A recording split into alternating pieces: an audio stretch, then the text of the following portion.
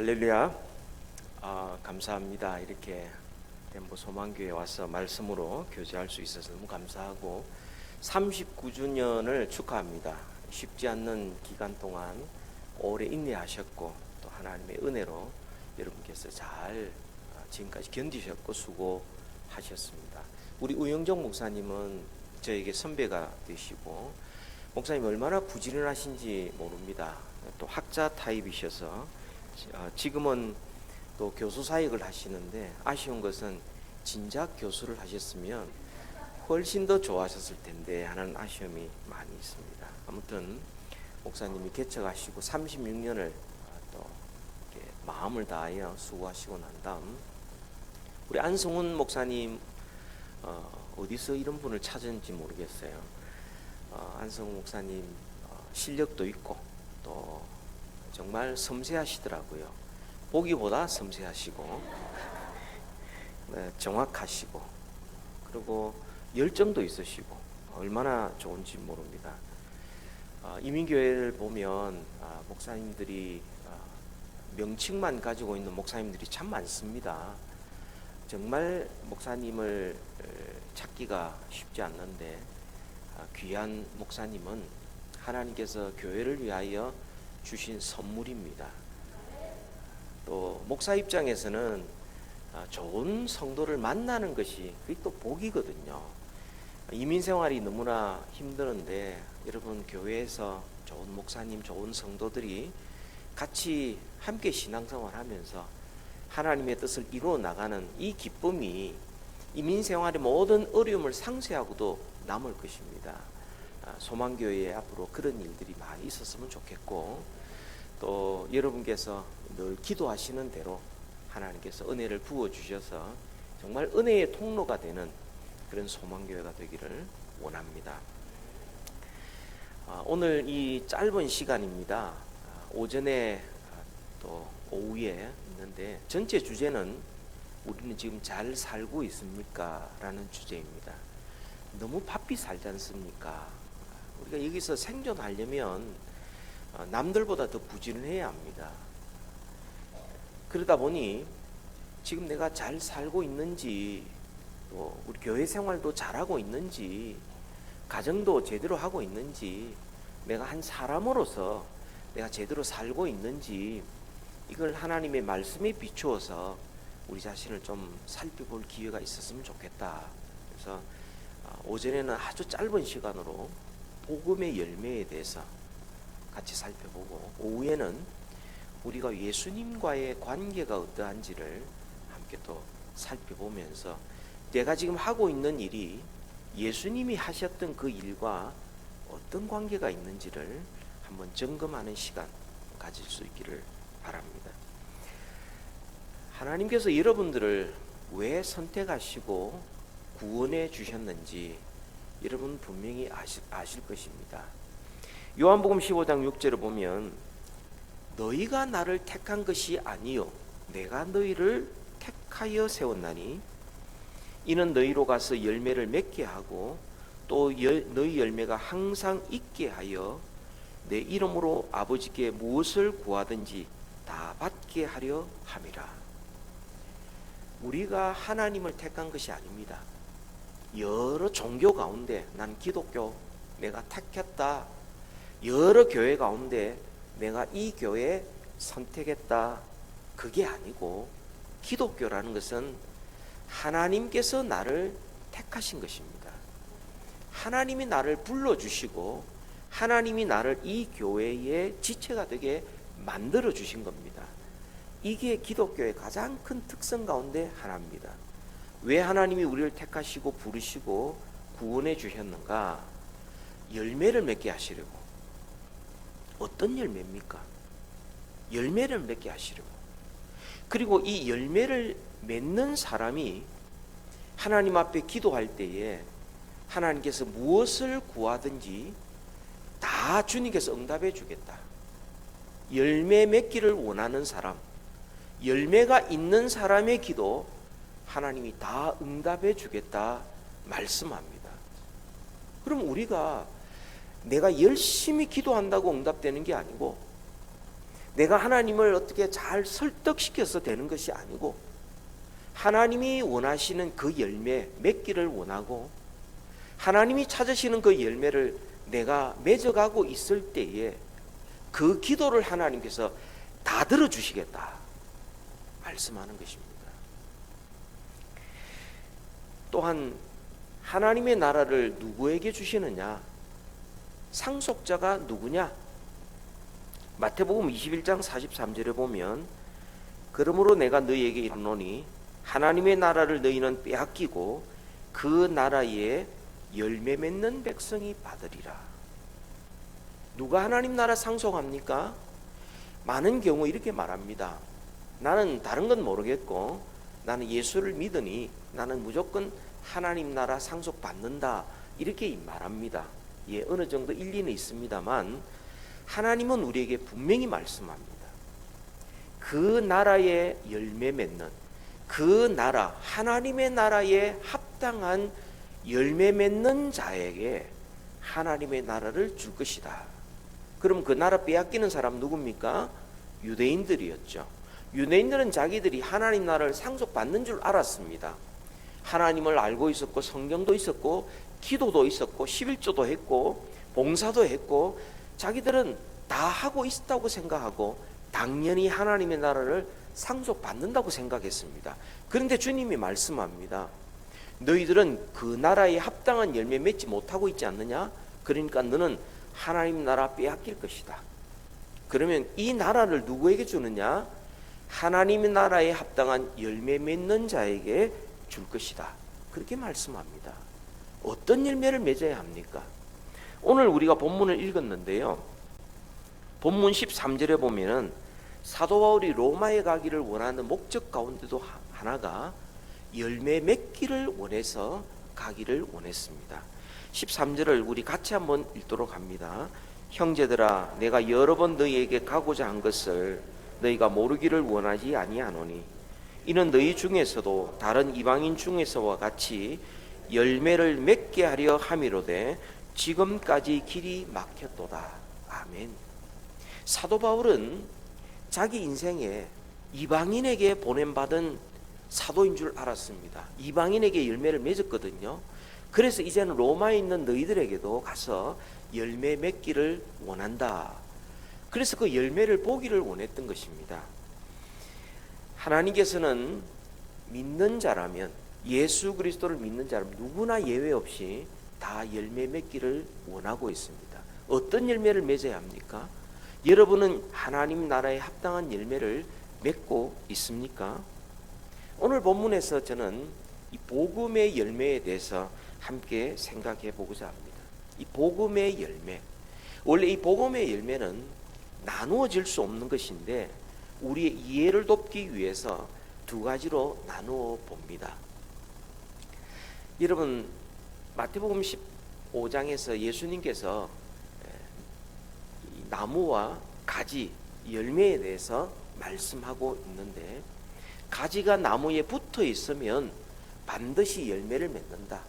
예외 없이 맺는다 라고 말씀하지 않습니까? 이 나무는 예수님의 복음이라고 말할 수 있습니다. 우리에게 복음이 되신 예수님에 관한 소식이라고 할 수 있습니다. 여기에서 가지가 나오게 되고 이 가지에서부터 잎과 그리고 꽃이 피게 되는 것입니다. 그래서 이것은 사실상 하나인데 이것을 두 개로 나누자면 가지는 우리의 성품이라고 말할 수가 있고 인격적인 열매라고 말할 수 있고 거기에서 나오는 우리의 행동 또 우리의 어떤 이 생각이나 사고나 인생의 어떤 나타나는 모습, 활동 이것은 어떤 사역적인 면이라고 말할 수가 있습니다. 그래서 우리의 열매는 원래 하나인데 그것을 이해를 돕기 위해서 두 개로 나눠보자면 첫 번째 열매는 우리가 얼마나 예수님을 닮아가고 있는가 이 열매입니다. 두 번째로는 우리가 얼마나 복음을 전하고 있는가 우리가 얼마나 복음에 합당한 성품과 인격으로 성숙하고 있는가? 또한 우리는 얼마나 복음적인 말을 하고 복음적인 생각을 하고 또한 예수님이 우리 삶 가운데 향기롭게 나타나고 있는가? 이것이 말하고 있는 겁니다.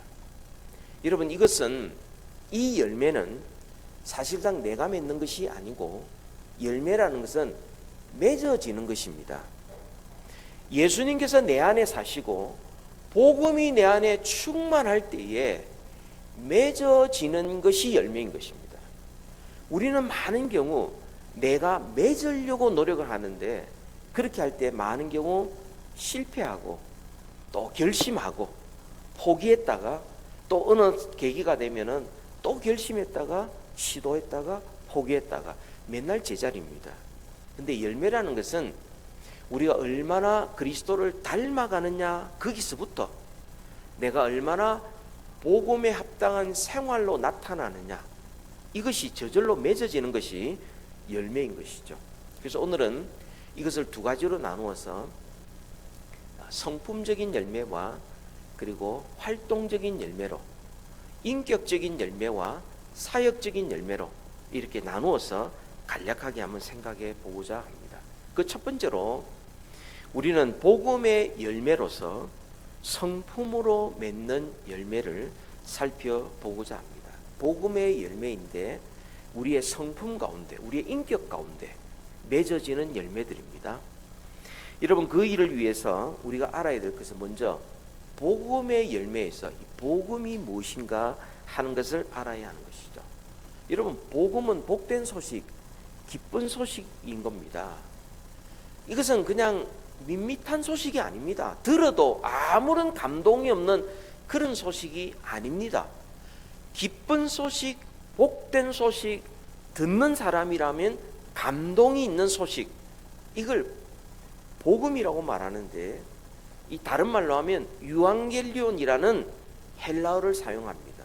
원래 이 말은 황제가 즉위할 때 이 소식, 어느 황제가 즉위했다, 혹은 전쟁에서 승리했다, 그리고 승리한 장군이 지금 개선식을 한다, 이런 소식을 통틀어서 유앙겔리온이다, 이렇게 말했습니다. 이 복음이라는 그 단어가 온 것입니다.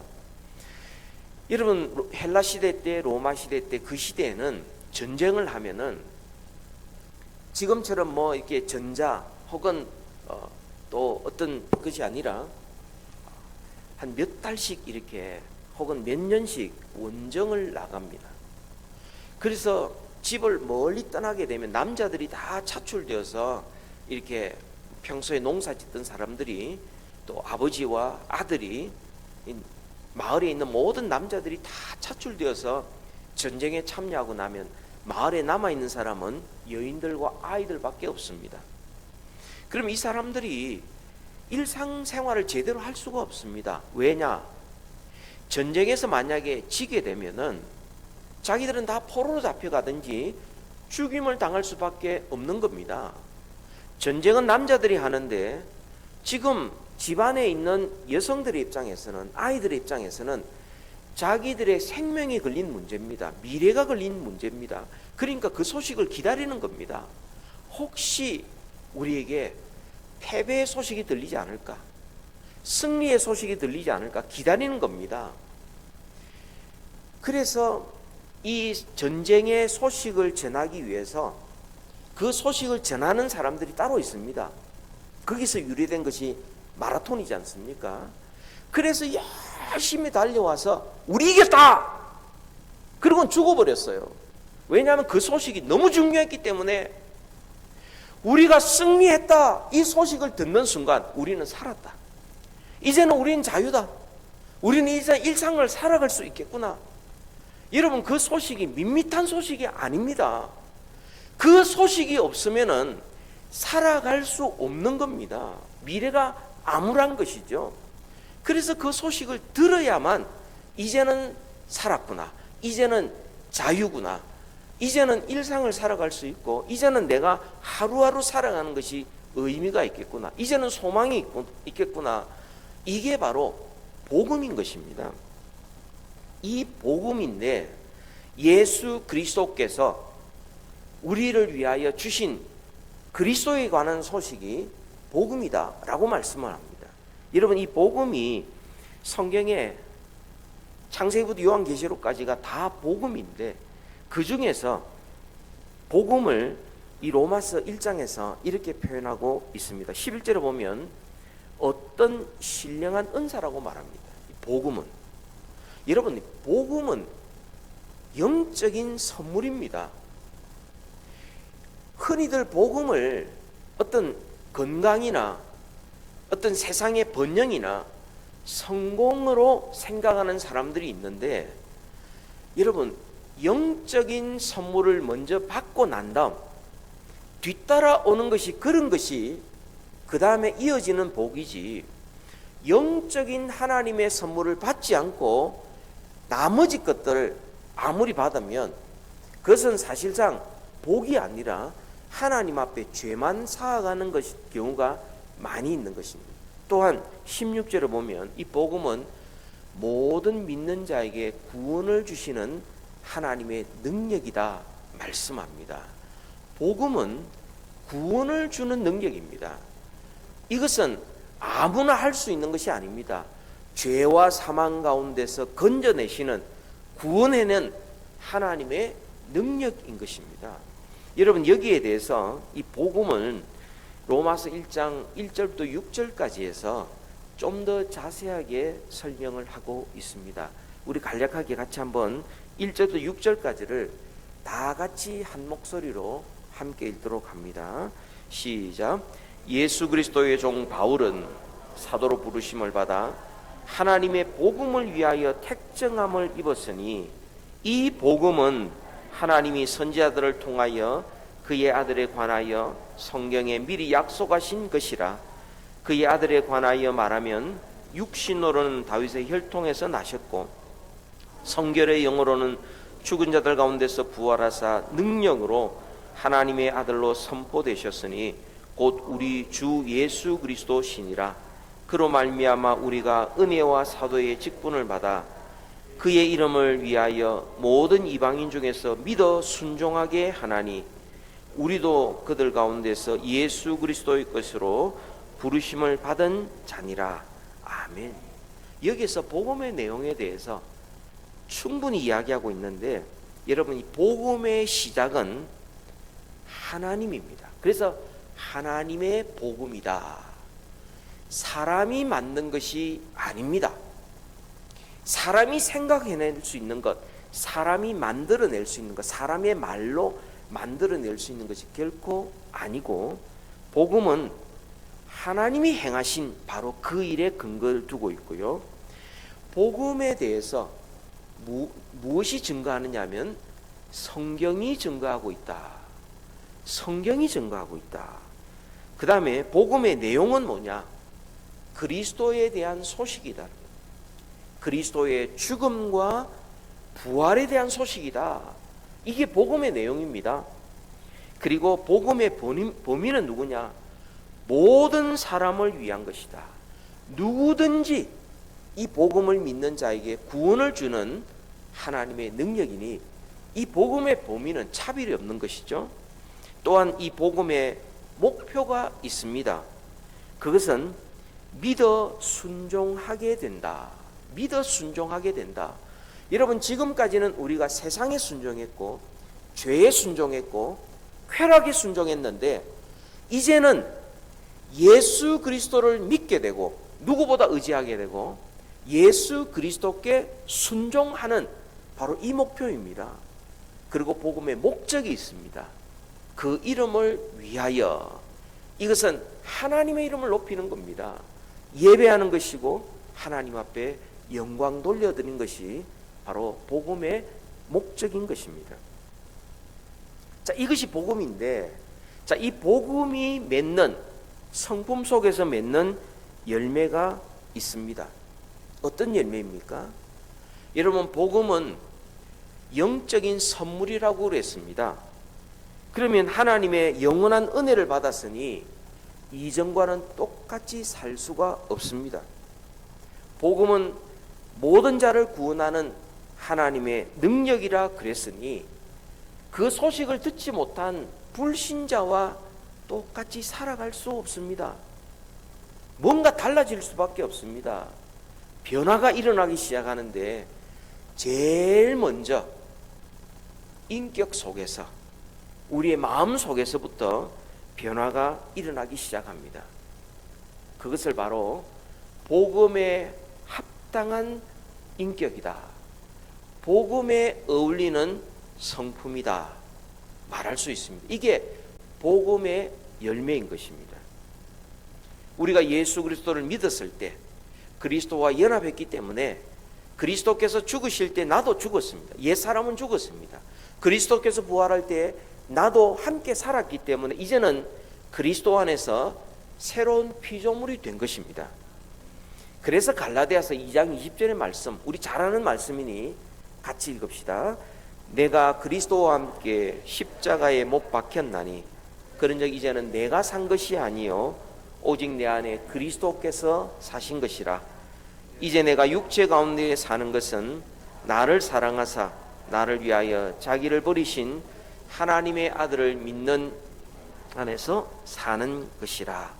아멘. 믿음으로 산다는 말은 무슨 말이냐?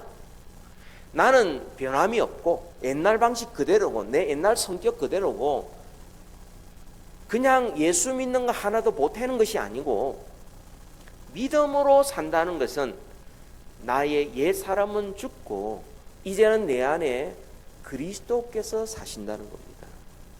그리스도께서 주인으로 사신다는 것이 믿는다는 의미인 것이죠.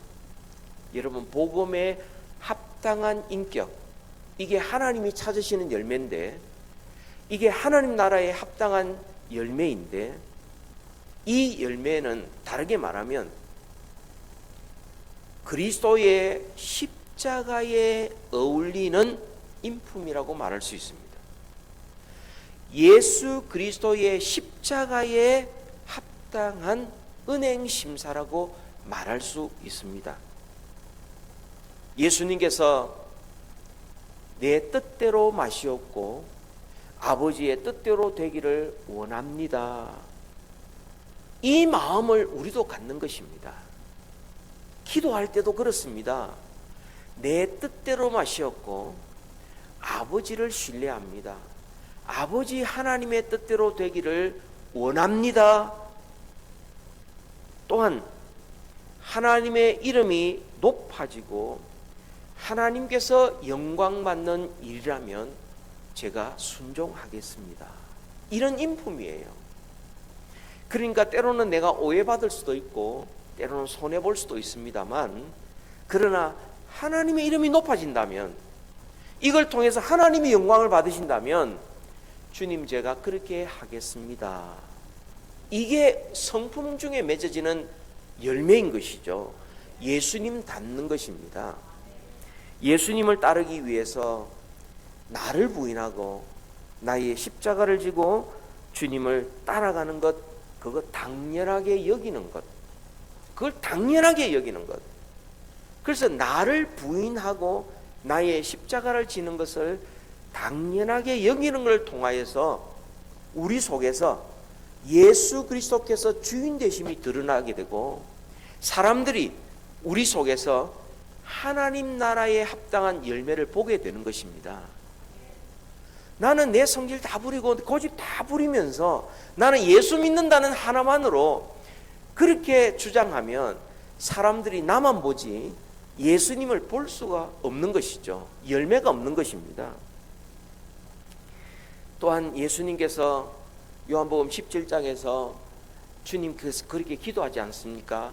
나와 아버지가 하나인 것처럼 이들도 하나가 되게 해달라고, 하나가 되게 해달라는 이 기도를 예수님께서 그렇게 기도하셨다면 우리가 기도할 때에 하나님 우리가 하나 되게 해 주옵소서. 제가 좀 미랄이 되겠습니다. 제가 좀 내 뜻을 굽히겠습니다. 제가 좀 손해보겠습니다. 그렇게라도 하나 될 수 있다면 주님 그렇게 해 주옵소서. 하나님께서 그 기도 응답하겠습니까? 안 하겠습니까? 당연히 응답하시죠. 하나님이 기뻐하시는 열매를 내가 맺어가는 바로 그 사람의 기도를 하나님께서 반드시 응답해 주신다고 말씀합니다. 저는 1992년도에 필라델피아로 왔습니다. 처음에는 이렇게 미국에 오래 살 줄은 몰랐습니다. 한 2, 3년 공부하고 한국에 돌아가려고 생각했습니다. 그런데 공부가 길어지고 이민교회를 보면서 이민교회 너무 필요하겠구나. 이민교회의 삶을 이해할 수 있는 그런 목회자가 되었으면 좋겠다. 그래서 공부를 마치고 한국이냐 미국이냐 교회냐 학교냐 여러 군데 가운데 제일 어려운 교회를 택했습니다. 그게 하나님이 기뻐하시는 일인 줄 생각을 했습니다. 그렇게라도 교회가 기능을 할 수 있고 그렇게 해서 교회가 살아날 수 있다면 제 인생에 그거보다 더 보람 있는 것은 없을 것이다. 기도 가운데 하나님이 그런 마음을 주셨어요. 그래서 내가 한번 내 인생을 한번 미랄처럼 죽어보자 하고 왔는데 죽을 정도는 되지 않고요. 하나님이 그때마다 은혜를 베풀어 주셨습니다. 지금은 너무 좋아요. 너무 좋습니다. 제가 이 31년, 32년 동안 이민교회를 보고 또 직접 목회를 하면서 제가 지금 다니는 이 교회 오면서 제가 그때 나이가 40이었습니다. 30에 미국 와서 나이 40에 교회 담임을 되고 그리고 그때 말하기를 저는 이 교회에서 은퇴합니다 그랬어요. 이 교회에서. 왜냐? 목회자들이 와서 유학 생활을 하다가 좀 좋은 데 나가면은 가는 거 있죠. 더 좋은 데 있으면은. 그러니까 교인들 마음에 우리는 여기에서 살아야 되는데 뿌리 내리고 싫으나 좋으나 여기 살아야 되는데 목사님들은 떠나더라. 이런 생각 때문에 마음을 안 여는 겁니다. 그러니까 아무리 설교를 해도 이게 공감이 안 되는 겁니다. 그래서 나이 40에 오자마자 저는 여기서 은퇴합니다. 그러니까 조금 마음을 열기 시작하더라고요. 아무튼 그런 식으로 해서 함께 웃고 함께 울고 하면서 지금까지 오게 되면서 이런 마음을 갖게 되었습니다. 하나님께서 금지하신 것은 내가 고집 부리지 말자. 내가 익숙하다고 그것 고집 부리지 말고 하나님이 하라고 하신 것 있으면 내가 먼저 하자. 이런 마음으로 했고요. 또 목숨 걸릴 일 아니면 지옥 갈 일 아니면 양보하자. 이런 마음으로 했습니다. 처음에 강단에 올랐었는데요. 다 신발을 다 벗고 그리고는 올라오는 겁니다. 그래서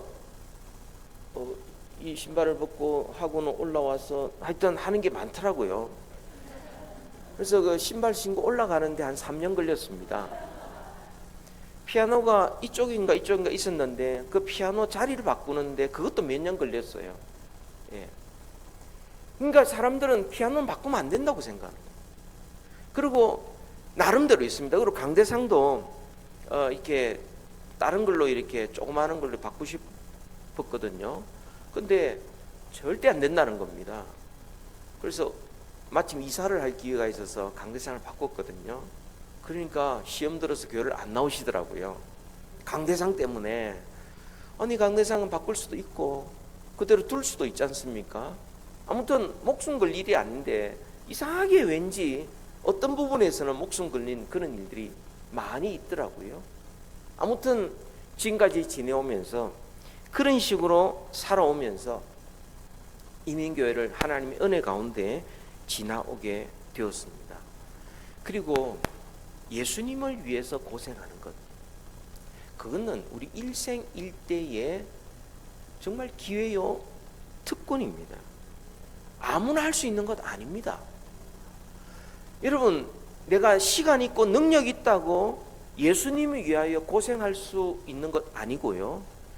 정말 하나님께서 그 속에 계셔서 예수 그리스도의 열매가 우리 속에 있어야 주님을 위하여 고생도 기쁘게 할 수 있는 것입니다.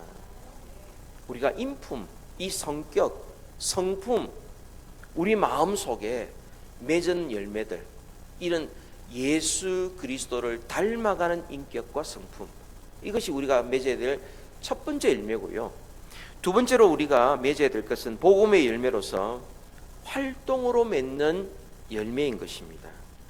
복음이 전해지면 맨 먼저 우리의 성품이 바뀝니다.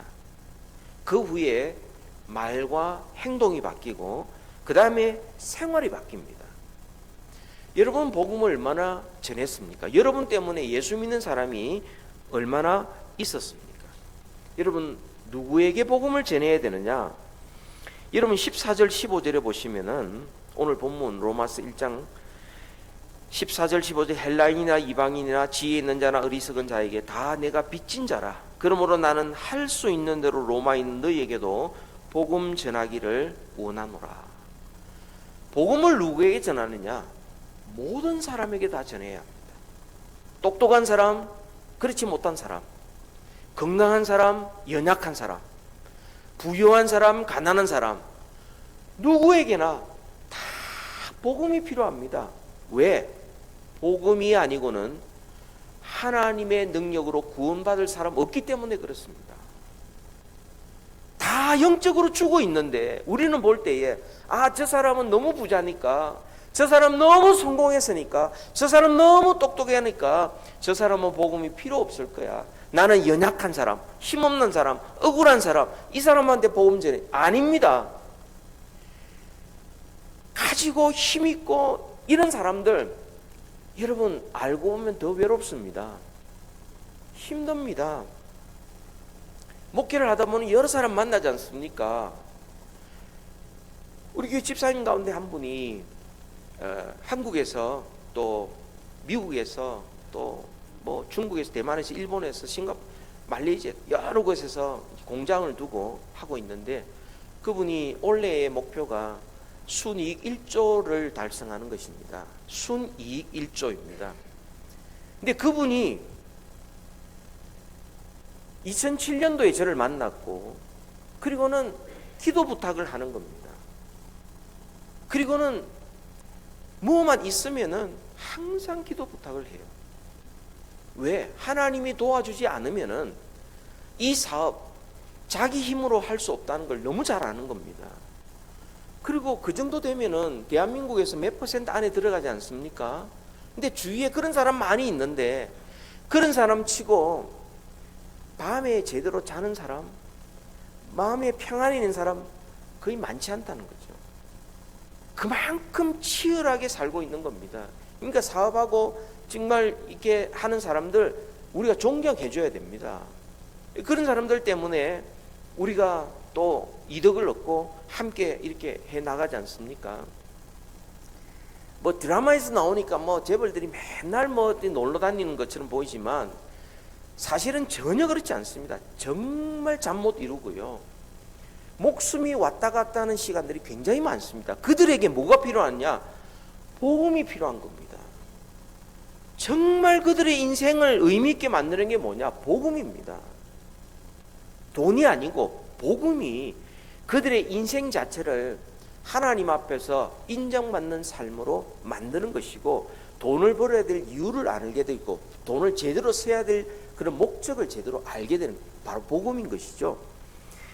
여러분 그보다 더 중요한 것이 오늘 15절 보세요. 15절에 보면은 그러므로 나를 할 수 있는 로마에 있는 너희에게도 복음 전하기를 원하노라 그랬어요. 로마에 있는 너희들에게 복음 전하기를 원한다. 로마에 있는 너희들이 누굽니까? 이미 예수를 믿는 사람들입니다. 믿는 사람에게 복음을 전한다 그럽니다. 왜 그렇습니까? 교회 다닌다고 늘 은혜 충만한 것 아니지 않습니까? 마음이 답답해지고 기도가 막히고 정말 예배가 형식적이 되고 희생하기를 싫어하고 여전히 자기 자신이 더 드러나고 예수 그리스도를 높이기보다 자기의 주장이 더 앞설 때에 그것을 고칠 수 있는 하나님의 치료약이 뭐냐? 그건 복음인 겁니다. 믿는 사람에게도 복음을 전해야 하는 것이고 그래야 비로소 그들은 구원의 감격을 얻을 수가 있고 비로소 마음이 굳어지지 아니하고 하나님의 사람답게 온전히 성장할 수 있는 겁니다. 여러분 어떻게 복음을 전해야 되는지도 우리에게 말씀해 주고 있는데요. 방금 읽은 대로 14절에 보니까 빚진 자의 마음으로 복음을 전해야 된다. 빚진 마음으로. 여러분 빚을 지면 그것을 갚기 전까지는 우리의 마음이 결코 편하지 않을 것입니다. 이 빚진 마음은 당연히 갚아야 되는 것이죠. 내가 빚진 거 갚았다고 자랑하는 사람 누가 있습니까? 그건 당연히 해야 되는 거죠. 내가 복음을 전했고 복음을 듣고 예수를 믿게 되었다고 자랑할 사람 누가 있습니까? 내가 예수를 전하는 것은 당연히 해야 되는 것이고 그 다음에 그분이 영원히 거듭나고 하나님 앞 자녀가 되는 것은 예수님께서 역사하시고 성령님의 역사로 말미암아 되어지는 것이니 사실상 내가 자랑할 수 없는 것이죠. 물질의 빚은 내가 갚을수록 내 소유가 줄어듭니다. 그런데 복음의 빚은 갚을수록 내가 더 풍성해집니다. 복음을 전하면 전할수록 오히려 우리는 더 생명이 넘치고 믿음이 자라고 오히려 우리의 삶에 더 큰 은혜가 임하게 됩니다. 여러분 제가 2003년도 5월 8일 날 교회를 왔는데 교회가 오랫동안 이렇게 굳어 있고 어려움이 있었습니다. 그래서 하나님 앞에 하나님 우리 교회 좀 더 많은 사람들이 모이고 더 은혜 충만하고 더 하나님의 일을 잘할 수 있는 그런 교회가 되어 달라고 하나님 앞에 계속 기도를 했습니다. 근데 사람들이 교회를 안 오는 겁니다. 왜냐하면 그 교회 가면은 그 교회 가면 뭐 딱딱하고 재미없다 뭐 이런 생각이 굳어 있어서 이게 사람들이 이렇게 오지를 않는 겁니다. 그래서 한 1년 이상 지나다가 계속 하나님 저도 이제 나이가 이제 40 시작했는데 아주 젊은데 하나님 이렇게 젊은 목사가 왔는데 왜 사람들이 안 옵니까? 저한테 뭐 능력을 주시든가 뭐 병이 낫든가 그냥 예언을 하든가 뭐 하여튼 뭐 교회에 뭐 어떤 기적이 일어나가지고 사람들이 막 좀 모였으면 좋겠습니다. 막 때도 서보기도 하고 막 그때는 뭐도 앞뒤도 모르고 막 살아남아야 된다는 이런 절박함 때문에 막 기도하기 시작했어요. 그런데 어느 날 하나님께서 이런 마음을 주셨어요. 하나님의 은혜로운 역사는 지금도 진행되고 있는데 왜 우리 교회만 이러냐? 하나님의 은혜로운 역사는 큰 강물처럼 옆으로 지나가고 있는데 우리 교회만 이렇게 굳어 있고 딱딱하고 열매가 없고 메말라 있다는 생각이 막 드는 겁니다. 그러면서 어떤 생각이 드느냐 하면 한 가지만 있으면 되겠다. 물꼬만 트면 된다. 물꼬만. 그 은혜의 강물이 흐르는 물꼬만 터서 우리 논으로 쫙 들어왔다가 흘러내보내면 그러면 살겠다. 그때부터 지금까지 끊이지 아니하고 하나님 우리 교회에 은혜의 강물이 흐르게 주옵소서. 우리의 심령에도 우리의 가정에도 우리 교회에도 이 지역에도 하나님 은혜의 강물이 흐르게 주옵소서. 여러분 강물이 흘렀다가 지나가면 없어지는 것 같아도 거기에 생명이 자라고요. 거기에 영혼 구원의 아름다운 역사가 일어납니다. 그 기도하고 그리고 은혜로운 은혜의 강물이 우리 물꽃처럼 들어와서 이렇게 지나가도록 이렇게 흘러가도록 계속 기도하는 가운데 비로소 영혼 구원의 아름다운 역사가 일어나는데 참 희한한 것은 사람들이 지나가다가 그냥 지나가다가 저 교회 한번 가보고 싶다 이래서 오는 겁니다. 누가 전도한 것도 아니었는데 또 선교하고 싶다 이런 생각이 드는데 선교하고 싶은 사람 하나님께서 또 붙여주셔가지고 선교를 떠나려고 해요. 선교 떠나려고 그러는데 거기 가면 사람이 위험하고 병에 걸리고 뭐 확률이 있고 뭐 온갖 것 이야기 다 하는 겁니다. 아니 하나님께서 내가 너희와 항상 함께 하리라 약속하셨으니 우리 일단 한번 가봅시다. 멀쩡하게 다 건강하게 다 돌아왔어요. 그 이후로 한 팀 가던 게 두 팀, 세 팀, 네 팀 계속 지금 해마다 가고 있거든요. 그렇게 해서 은혜의 강물이 흐르기만 하면, 물고만 트이기만 하면 하나님께서 은혜를 베풀어 주시는 거죠. 우리는 빚진 마음을 가지고서 하나님께서 우리에게 주신 은혜를 내가 흘려보낸다, 이런 생각만 가지고 계속 살아가면 우리가 그 일을 위해서 기도할 때 하나님께서 더하여 주시는 은혜가 있는 것입니다. 또한 15절에 보니까 우리 복음을 어떻게 전해야 되느냐 하면 할 수 있는 대로 최선을 다하여 전해야 됩니다. 할 수 있는 대로. 나는 뭐 이런 형편에 나는 할 수 없다 할 것이 아니라 내가 할 수 있는 대로, 내가 도무지 그동이 어려우면 기도로, 내가 정말 어떻게 못하면 내가 물질로, 내가 어떤 주위에 있는 사람 만날 수 있으면 어떻게 하든 내가 할 수 있는 대로 복음을 전하는 것입니다. 우리가 전도를 하다 보면 이런 사람들이 있죠. 나 요즘 너무 바빠서 교회를 못 가고 바빠서 예수 믿을 시간이 없다 이러죠. 바빠서 천국 못 갈 겁니까? 네? 너무 바빠서 지옥 갈 겁니까? 또 어떤 사람은 이렇게 말합니다. 나는 전에 교회 몇 번 가봤는데 교인들에게 상처를 받아서 이제는 교회 안 간다고, 이제는 나는 예수쟁이라면 나는 이제 안 믿는다고, 이렇게 말하는 사람들이 의외로 많이 있어요. 아니, 그 사람은 왜 꼭 그런 사람만 만나는지 잘 모르겠는데, 아무튼 교인들에게 상처받았다는 사람들이 제법 많이 있습니다. 그런데 가만히 생각해 보면 왜 그 사람 때문에 내가 천국을 포기합니까? 왜 그 사람이 내 인생을 결정하게 만듭니까? 나는 내 인생에 대해서 왜 그렇게 무책임합니까? 그 사람이 잘못한다고 내가 왜 지옥 갑니까? 말이 안 되지 않습니까? 근데 우리는 나는 상처받았습니까? 안 갑니다 이러면 상처받았습니까? 그럼 회복될 때까지 방학하십시오. 물러섭니다. 그대로 놔둬버리면 어떻게 되는 겁니까? 여러분, 할 수 있는 대로 그렇게 상처받았다면 상처 안 주도록 내가 그들을 더 큰 사랑으로 내가 섬기고 사랑하고 보살피고 보듬고 이런 마음으로 가야 되겠죠. 또 어떤 사람은 이렇게 말하는 사람이 있습니다. 나는 하나님을 믿을 수가 없고 성경을 읽어도 이해가 되지 않는다고, 이렇게 말하는 사람들이 있습니다. 여러분, 내가 이해할 수 있는 신이라면 그 신은 가짜입니다. 내 같은 사람도 다 이해할 수 있는 그런 신 정도는 내가 믿을 필요가 없는 거죠.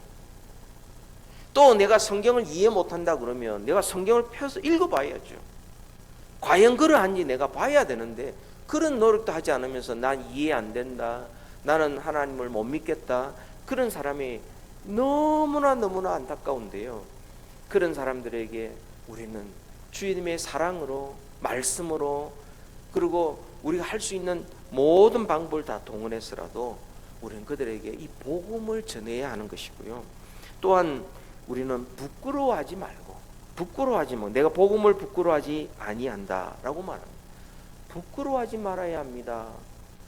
여러분, 로마 사람들은 힘을 자랑하고 헬라 사람들은 지혜를 자랑합니다. 자본주의 사회에서는 돈을 자랑합니다. 그죠? 요즘 세대별로 다 다릅니다. 젊은 사람들은 자기 차나 집을, 수익을 자랑하고, 나이 좀 들면 자식 자랑하고, 그거 좀 더 들면 손자, 손녀 자랑하고, 자랑거리가 다 달라집니다. 그죠? 근데 우리 예수 믿는 사람 뭘 자랑해야 합니까? 뭘 자랑해야 합니까? 예수님 자랑해야 되지 않겠습니까? 딴 거 자랑하다가 예수님 자랑 놓쳐버리면 어떻게 되는 겁니까? 그건 예수님이 부끄러워하는 거죠.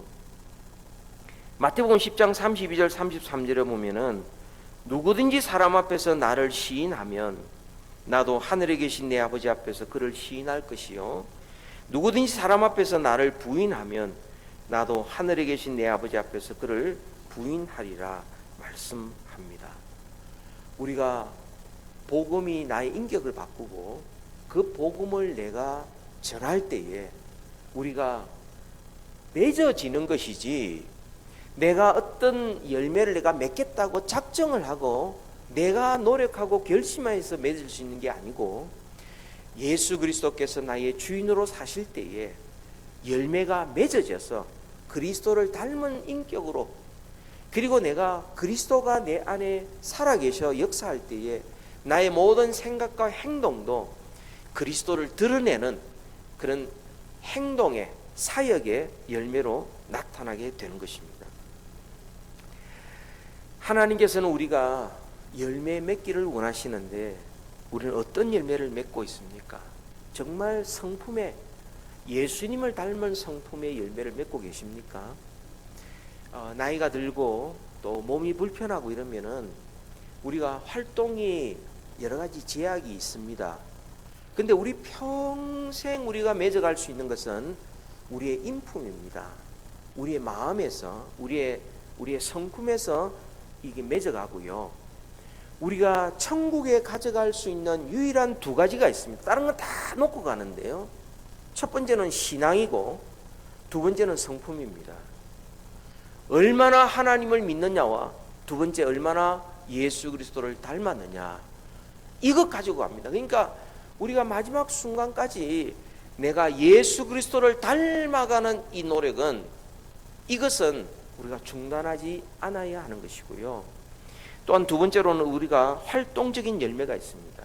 우리 누구에게나 복음을 전해야 되고 빚진 마음으로 전해야 되고 최선을 다하여 전해야 되고 부끄러움 없이 전해야 하는 겁니다.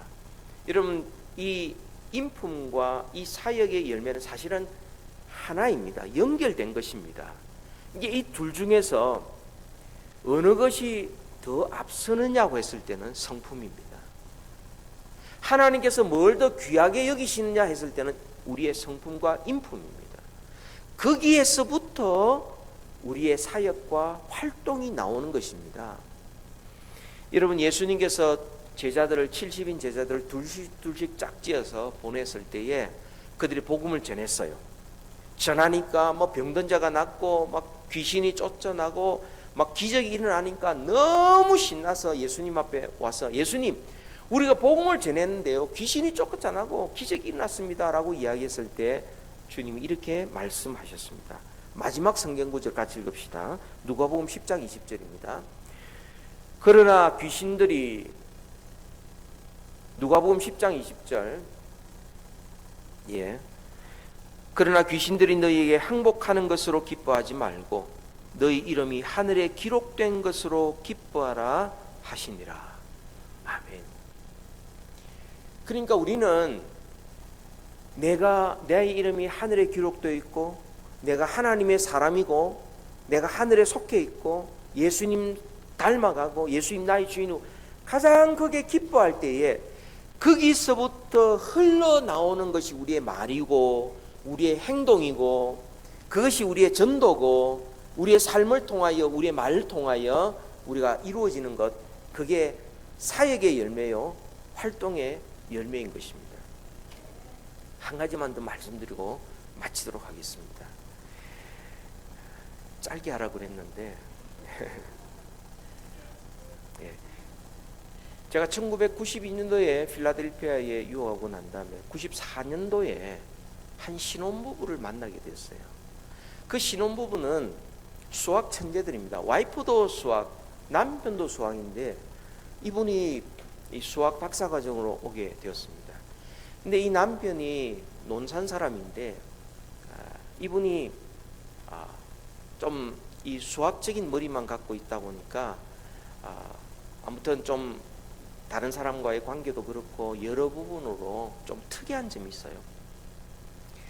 이분이 한 여인을 보고 한국에 있을 때 너무 반해서 이렇게 다른 건 다 좋은데 마음속에 예수 믿는 사람 아니었으면 좋겠다. 근데 딱 만났는데 여전사님 딸이었어요. 죽었다 생각하고는 그래도 어쩔 수 없이 이제 결혼을 하게 되면서 다짐을 받았어요. 자네 결혼하면 주일날 꼭 교회를 가야 돼. 그리고 반드시 11조 생활해야 돼. 이걸 가르쳐 준 겁니다. 그래서 약속은 했어요. 철저하게 약속을 지키죠. 그리고는 이분이 유학 오자마자 아무것도 집안에서부터 한 푼도 도움을 받지 않고 학교에서는 장학금으로 생활은 아르바이트로 해가지고 자기가 공부를 해 나가는데 11조를 드릴 때 몇 센트까지 정확하게 수학 박사 과정이니까 정확하게 계산하고 한 주도 빠짐없이 교회를 출석하는 겁니다. 약속했으니까. 그런데 이분이 신앙이 없어요. 없는 정도가 아니라 반감을 가지고 있는 겁니다.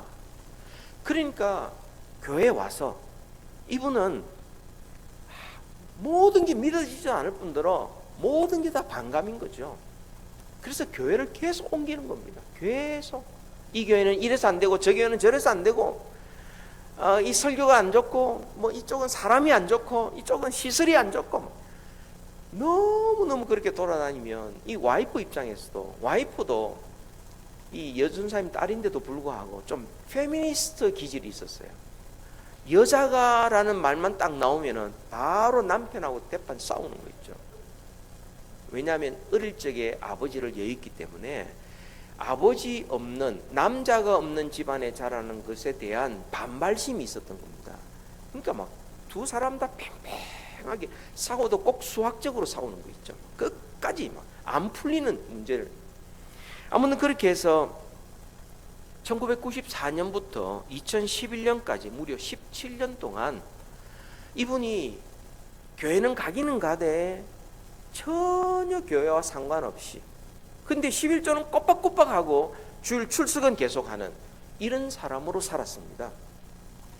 그런데 그분이 텍사스를 살고 있다가 자기는 굉장히 앞선 기술을 가지고 있었어요. 시스코 회사에서도 아주 앞선 기술이에요.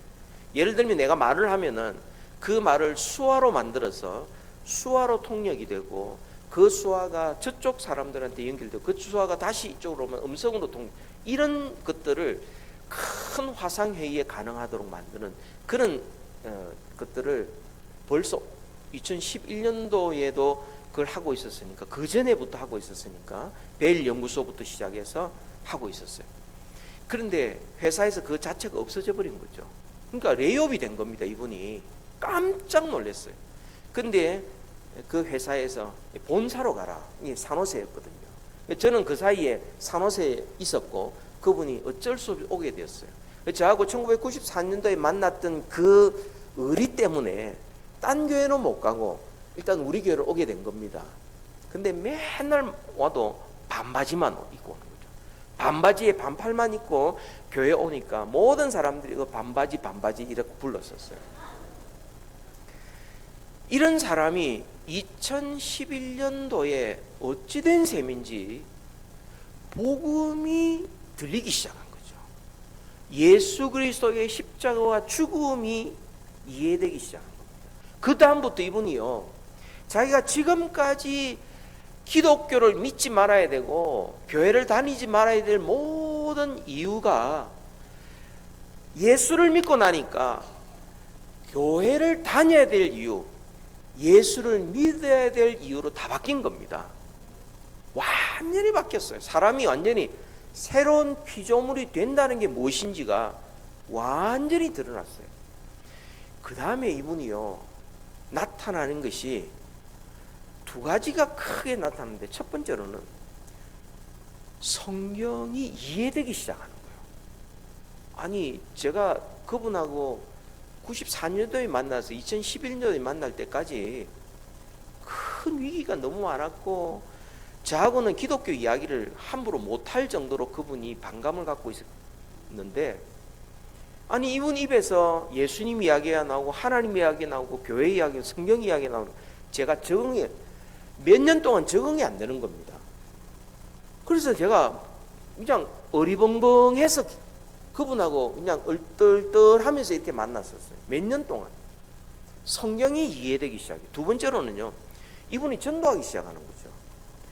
전도하기 시작했는데 누가 전도를 가르친 것도 아니었어요. 왜 자꾸 이렇게 전도하러 나가느냐.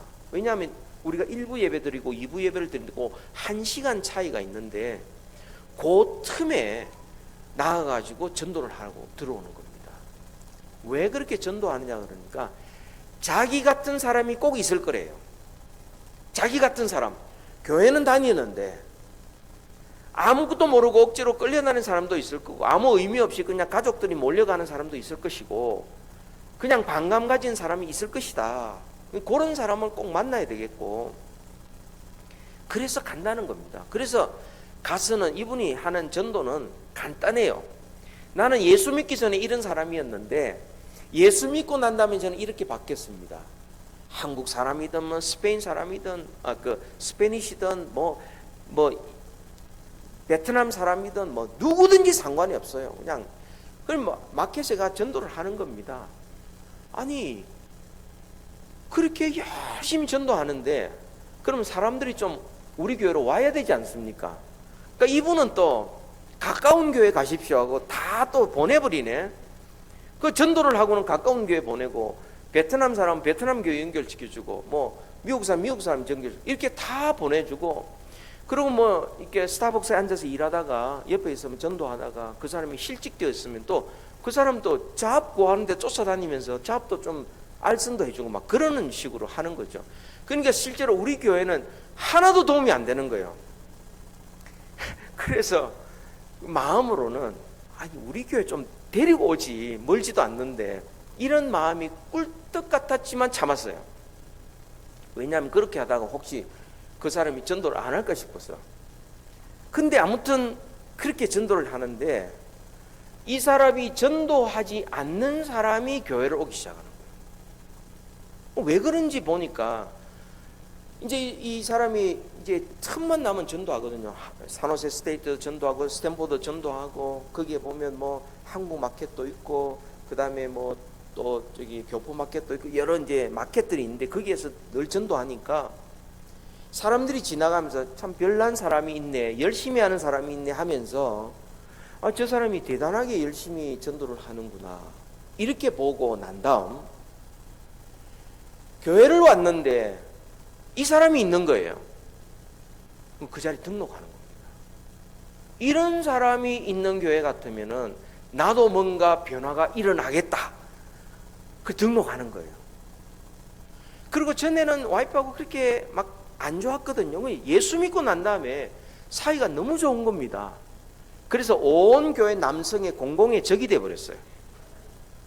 당신이 너무 와이프한테 잘하는 바람에 우리가 집에 가서 너무 피곤하다고, 이렇게 할 정도로 공공의 적으로 그렇게 가정적으로 바뀌어버렸어요. 그리고 예수 믿고 열심히 생활하고 기도하고 말씀 읽고 뭐 누가 시키지도 않는 거죠. 우리는 뭐 이렇게 따로 이렇게 하지 않는데도 불구하고 이렇게 나가는 겁니다. 아무튼 그렇게 해서 이분이 여호와의 증인을 만났어요. 여호와의 증인을 만났는데 이분이 또 가만히 있지를 않아요. 여호와의 증인을 만나면 그 사람을 전도를 해요. 그 사람이 흔들리니까 그 사람을 가르치는 그 사람이 나서니까 그 사람도 전도를 해요. 그 사람을 가르치는 그 지역장을 또 만나요. 그 사람까지 전도를 해요. 그래서 나중에는 여호와의 증인의 한국 책임자가 있습니다. 그 사람까지 연결했어요. 그래서 메일로 주고받는 거죠. 그래가지고는 전도를 하기 시작하니까 나중에는 그분이 어떻게 하느냐면, 당신이 너무 믿음 좋으니까 앞으로 여호와의 증인들하고 만나지 말아 주십시오, 제발 부탁입니다 라고 이야기해요. 그러니까 이분이 예수를 믿고 변화되고 난 다음에 여호와의 증인 보니까 이 사람은 허술하기 짝이 없는 거죠. 그냥 열심히 전도하면 천국 가는데 도움이 될까 싶어서 그냥 따라다니고 전도하고 하고 있는 모습이 너무 안 됐으니까 전도하고 또 전도하고 하니까 나중에 여호와의 증인들이 이 사람을 깊이 인물이 되어버렸어요. 보통은 여호와의 증인 찾아오면 우리가 안 만나지 않습니까? 그죠? 근데 여호와의 증인에서 이 사람은 안 만나요. 그리고는 올해 투표를 했는데 이분이 장로가 되어버렸어요. 우리 교회 장로가 되기가 쉽지 않거든요. 그래서 한 번은 아무도 안 됐고 두 번째 장로가 됐었습니다. 그래서 이분이 아마 당에 들어오면은 아마 그럴 거예요. 나는 이전에는 예수를 몰랐는데 이제는 예수를 믿었다고. 우리 교회 안에도 예수 믿는 사람 많이 있을 거니까 교회 안에도 복음을 전해야 된다고 아마 이렇게 할 것 같고요. 우리가 복음으로 살고 복음으로 살리는 일을 해야 되지 않겠습니까? 아마 이런 이야기를 당회에서 계속 이야기할 것 같아요. 그러면 당회가 행정적인 당회가 아니라 정말 복음 때문에 의미가 있는 그런 당회로 바뀌지 않을까 또는 기대를 좀 하고 있습니다. 제가 지금 이 설교를 하고 있으면요, 우리 교회 교인들 이 웹사이트 다 들어와서 제가 지금 무슨 설교하는지 다 확인하고 있습니다. 그래서 제가 지금 돌아가면요, 목사님 어떤 설교했지요? 우리 다 들었습니다. 아마 그렇게 이야기할 겁니다. 제가 하는 이야기는 하나도 보탬이 없습니다. 있는 그대로 우리 교회 형편을 말씀을 드렸습니다. 우리가 복음을 알고 복음을 전하면, 나에게 복음을 전하면 내가 바뀌고요, 우리 자녀에게 복음을 전하면 자녀가 바뀌고요, 우리 이웃들에게 복음을 전하면은 우리 이웃들의 이 모습 가운데서 하나님의 나라가 임하는 역사가 일어나게 됩니다. 그 열매는 하나님께서 이루게 하시는 거죠. 우리는 그저 전할 뿐입니다. 하나님께서 열매 맺게 만들어 주시는 것이죠. 우리는 성경에서 복음 전하러 가는 자의 발걸음이 복되다 하셨는데, 복음 전하는 자들의 발걸음만 복되겠습니까? 그 인생도 복되지 않겠습니까? 하나님께서 보실 때에 하나님께서 우리에게 주신 가장 좋은 기쁨의 소식, 복된 소식, 예수 그리스도로 말미암아 구원 얻는 이 복음의 소식을 우리에게 전해줬는데, 이 복음을 전하는 자, 이 인생을 하나님께서 그냥 두시겠습니까? 영원히 아름다운 인생으로 만드실 것이고 하늘의 별과 같이 영원히 빛나는 인생으로 만들어 주실 것입니다. 다 같이 기도하겠습니다.